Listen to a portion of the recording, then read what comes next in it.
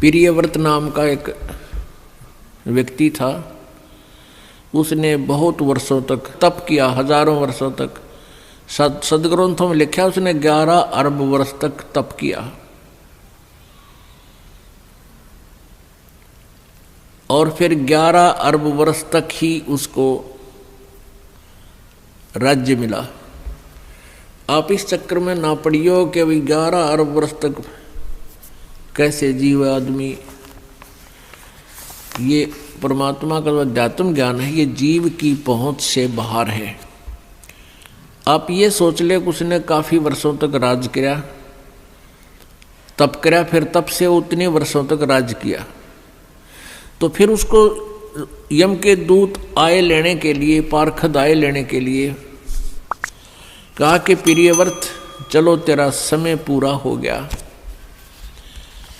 अब वो राजा कहता है कि पार्षदों मुझे कुछ समय और जीने दो, कुछ समय और रहने दो, मुझे कुछ श्वास और ले लेने दो। देवदूतों ने कहा कि खबरदार जब और एक भी सांस लिया तो तेरे लिए अलाउड नहीं रहा। उसी समय शरीर से खींच लिया, बाहर निकाल लिया और लेकर चल पड़े। धर्मराज के दरबार में जाकर धर्मराज ने पूछा कि भाई कुछ कमा के लाया कि खाली आया। वहां जाकर प्रियव्रत को पता लग गया था कि मनुष्य जीवन जिस उद्देश्य से मिला था वो काम बना को नहीं। कहने लगा जी खाली आया और कहा मुझे कुछ समय और दे दो, मैं भक्ति करूंगा, बकवाद नहीं करूंगा। अब धर्मराज ने कहा भाई मैं तो सत का राज करूं हूं, जिसा जिसने किया उसा फल देता हूं, मैं ना घटा सकूं ना बढ़ा सकूं, ना तो फिर दोबारा मनुष्य जीवन नहीं दे सकता। तने 11 अरब वर्ष तक तप कराया था, इतना इतना राज कर लिया। और ये जो भक्ति करनी थी इसमें कोई सांस भगवान के नाम पर तने लाया को नहीं।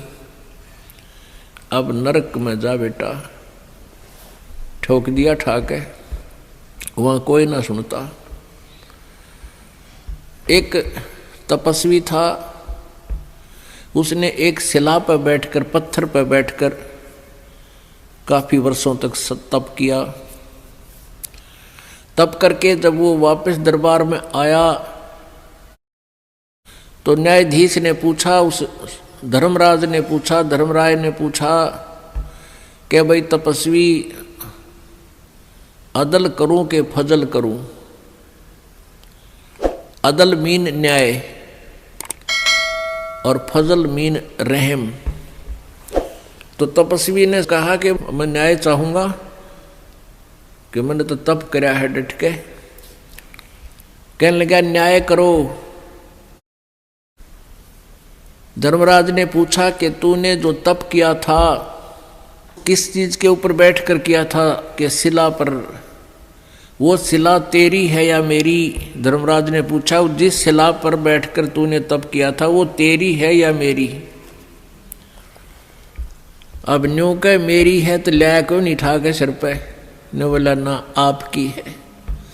अब मेरी शिला पर तूने बैठकर तप किया, अब बेटा उसका तू मुझे फल दे, उसका तू फल भोग। उसका प्रतिफल क्या?